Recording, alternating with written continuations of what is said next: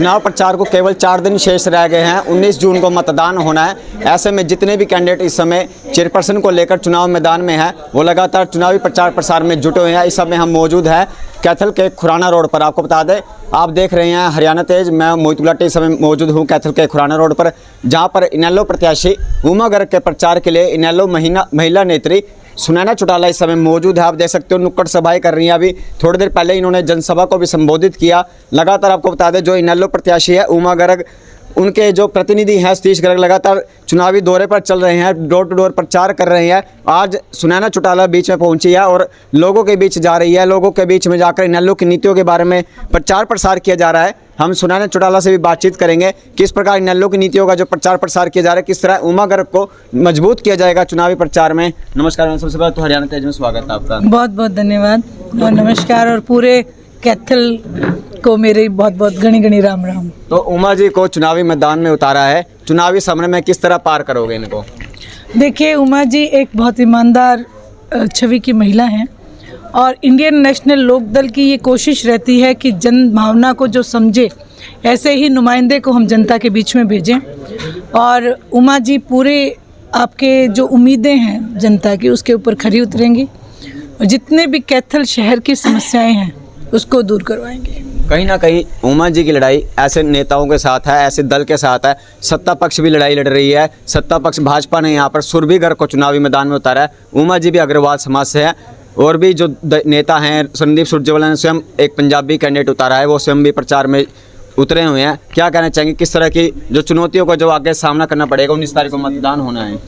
देखिए, ये जो चुनावी समर है, इसमें जो निर्णायक भूमिका है और जो इसमें जज हैं वो है यहाँ की जनता, और मुझे पूरी उम्मीद है कि वो ईमानदार कैंडिडेट को चुनेंगे। और ये जनता जो है आज परेशान है महंगाई को लेके। जो आपने मौजूदा सरकार की बात की, जिस कैंडिडेट की आपने बात की, तो उनके सामने इतनी सारे सवाल हैं जनता के कि वो जवाब नहीं दे पाएंगे। वो महंगाई की समस्या है, बेरोज़गारी की समस्या है, बुज़ुर्गों के सम्मान में जो कटौती हो रही है वो समस्या है, शहर में जो कूड़ा करकट है उसकी समस्या है, लाइट की समस्या है, क्योंकि मौजूदा सरकार भारतीय जनता पार्टी की है।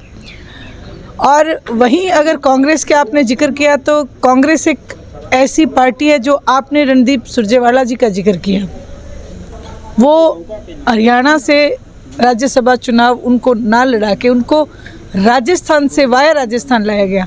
तो ऐसे में जनता का विश्वास डगमगाता है और कांग्रेस के ऊपर से उनका विश्वास उठ चुका है। अब रही बात इंडियन नेशनल लोकदल की। इंडियन नेशनल लोकदल ने खुद को अनेकों बार साबित किया है, क्योंकि इंडियन नेशनल लोकदल हमेशा जन भावना को देख के कार्य करती है। पिछली चाहे जितनी भी जन कल्याण की नीतियाँ आप उठा के देखें तो वो इंडियन नेशनल लोकदल की लागू की गई हैं। चाहे वो जच्चा बच्चा की स्कीम है, कन्यादान की राशि है, बुढ़ापा पेंशन है, सरकार ने यहाँ तक कि जो हमारे डिपो पे राशन जो आता है वो भी इंडियन नेशनल लोकदल ने चला के दिया।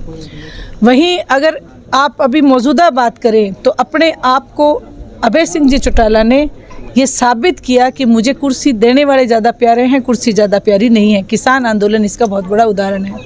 वहीं कोरोना की महामारी में भी उन्होंने अपने आप को फिर साबित किया। सबसे ज़्यादा अगर कोई अनुदान राशि, मैं तो कहूँगी सहायता राशि, जो अपने लोगों के लिए हरियाणा प्रदेश के लिए दी, तो वो एकमात्र ऐसे एमएलए हैं, विधानसभा में उनका नाम लिखा गया है, अभय सिंह जी चौटाला। ऐसे में ये इलेक्शन, जो ये हमारी छोटी सरकार है, ये इलेक्शन हमारा वो ग्राउंड है जो 2024 का तैयार हो रहे हैं। और आप देखेंगे कि भारी मतों से उमा जी यहाँ से जीतेंगी, क्योंकि आज जनता भ्रष्टाचार से परेशान है और वो एक ईमानदार को मैदान में लाना चाहती है, और ईमानदार छवि की उमा जी हैं। तो इंडियन नेशनल लोकदल यहाँ से जीतने जा रही है। कहीं ना कहीं आप छोटी सरकार पर नज़रें हैं, 2024 को लेकर चुनाव की नज़रें हैं लगातार। आपको बता दूं, कहीं ना कहीं भाजपा वाले कह रहे हैं कि डबल इंजन की सरकार है, छोटी सरकार में चुन दोगे तो तीसरी इंजन भी हमारी आ जाएगी, तीसरी इंजन की सरकार बन जाएगी। कहाँ देखते हैं आप? देखिए, भारतीय जनता पार्टी को ये अपने आप में वहम हो चला है कि छोटी सरकार जब वो मान ही रहे हैं कि चुन दोगे, इसका मतलब वो अपनी हार को स्वीकार कर रहे हैं। और भारतीय जनता पार्टी ऊपर के जो विधानसभा सत्र आपने देखा होगा, वहाँ पे अनेकों बार ऐसे मामले उछले हैं भ्रष्टाचार के, नौकरियाँ बेचने तक के मामले इस सरकार में हैं, रजिस्ट्रियाँ घोटाले, गेहूँ का जो धान का घोटाला, गेहूँ का घोटाला, कौन सा ऐसा घोटाला जो नहीं हुआ। इसलिए उनको ये अपना ज़मीन जो है खिसकती नज़र आ रही है। इंडियन नेशनल लोकदल ज़मीन से जुड़ी पार्टी है, उनका ज़मीन जो है तैयार है। हमने पूरे हर शहर में अपने चेयरमैन पद के लिए, प्रेसिडेंट के लिए हमने नुमाइंदे खड़े किए हैं और आप देखेंगे कि जनता ने अब मौजूदा सरकार को नकार दिया है। इंडियन नेशनल लोकदल को फिर से सत्ता में लाने में वो हमारी मदद करेंगे और मैं तो यही कहूँगी कि आप 2024 में अभय सिंह जी चौटाला मुख्यमंत्री बनेंगे। भाजपा सरकार गठबंधन में सरकार चला रही है। भाजपा सरकार पहले कहती है कि हम नगर निकाय चुनाव अकेले लड़ेंगे, बाद में यू टर्न ले लिया जाता है, फिर जेजेपी के साथ गठबंधन जो चल रहा है, गठबंधन के ही प्रत्याशी उतारे जाते हैं। कहाँ देखते हैं अभी यू टर्न बार बार लिया जा रहा है? देखिए, मैं तो ये देखती हूँ कि आप सब तो इसे गठबंधन कहते हैं, मैं कहती हूँ ये ठगबंधन है। और ये ठगबंधन की सरकार देखो कितने दिन लोगों को और ठगती है। आज मैं पूरे कैथल से ये प्रार्थना करूंगी कि इस ठगी ठोरी की सरकार को दूर करें, ईमानदार छवि के व्यक्ति को लेके आएँ।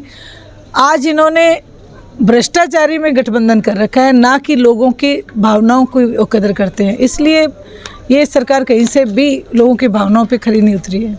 आप किस प्रकार का भरोसा दिलाते हैं? चुनी जाती है उमा, या आप हरियाणा में विभिन्न जगह जा रहे हैं, आप दौरे कर रही हैं, क्या सा रिस्पॉन्स मिल रहा है, क्या वायदे किए जा रहे हैं? देखिए, इंडियन नेशनल लोकदल हमेशा अपने आप को साबित करती रही है। जैसे कि मैंने कहा, अनेक जन कल्याण की नीतियां लागू की हुई हैं, लेकिन मैं जब तक लोगों को ये नहीं बताएंगे हम क्या करने वाले हैं, ये बताना बहुत ज़रूरी है। और ये कोई घोषणा नहीं है, मैं ये वायदा है, जिस दिन इंडियन नेशनल लोकदल की सरकार बनेगी उस दिन से बेरोज़गारी को आप देखेंगे कि हम जड़ से ख़त्म कर देंगे। हर घर में एक नौकरी, और जब तक नौकरी नहीं मिलेगी तब तक 20,000 रुपये बेरोज़गारी भत्ता। जो 60 साल के नीचे की महिलाएं हैं, 60 साल के ऊपर तो हमें पेंशन मिलती है, 60 से नीचे की महिलाओं को 1,500 रुपये प्रति महिला इंडियन नेशनल लोकदल की सरकार बनने पे दिया जाएगा। वहीं जो आपने कहा रिस्पांस की बात, तो आज जो महिलाएं हैं वो महंगाई से सबसे ज़्यादा परेशान हैं। इसलिए ये जो चुनाव हैं, जो निकाय के चुनाव हैं, ये जिस तरीके से एक मकान की हम नींव रखते हैं, ये उस नींव का काम करेंगे और आप देखेंगे कि जनता पूरे जोर शोर से इंडियन नेशनल लोकदल को छोटी सरकार बना के देगी। तो किस तरह की अपील की जा रही है? 19 जून को मतदान होना है, किस प्रकार की अपील कर रहे हैं आप? देखिए, मेरी कैथल से हाथ जोड़ के प्रार्थना है, विनती है कि यदि महंगाई से निजात पानी है, क्योंकि देखो जब से ये सरकार बनी है ये कह के तो आई थी कि आप एक छोटा सा उदाहरण सिलेंडर का ही ले लो कि सिलेंडर बहुत महंगे, हम इसको सस्ता कर देंगे। जहाँ तक जब इनकी सरकार बन गई इन्होंने सस्ता नहीं किया, 1,050 पे सिलेंडर को लाके खड़ा कर दिया। मेरी हाथ जोड़ के प्रार्थना है कि यदि ये भूल से भी आपने ये भूल कर दी तो ये सिलेंडर 1100-1200 का कर देंगे। इसलिए यदि महंगाई से लड़ना है तो हमें आज से शुरुआत करनी पड़ेगी, इंडियन नेशनल लोकदल का साथ देना पड़ेगा। तो फिलहाल आप देख रहे हैं ये हैं सुनैना चौटाला, जिनका कहना है कि छोटी सरकार से ये शुरुआत कर रहे हैं। छोटी सरकार में इनेलो के जो प्रत्याशी हैं चेयरपर्सन बनते हैं तो 2024 में इनेलो की सरकार बनेगी। महंगाई से निजात दिलाने के लिए इनेलो लगातार प्रयास कर रही है। फिलहाल आप देख रहे हैं हरियाणा तेज, आप खबर को जरूर शेयर करें।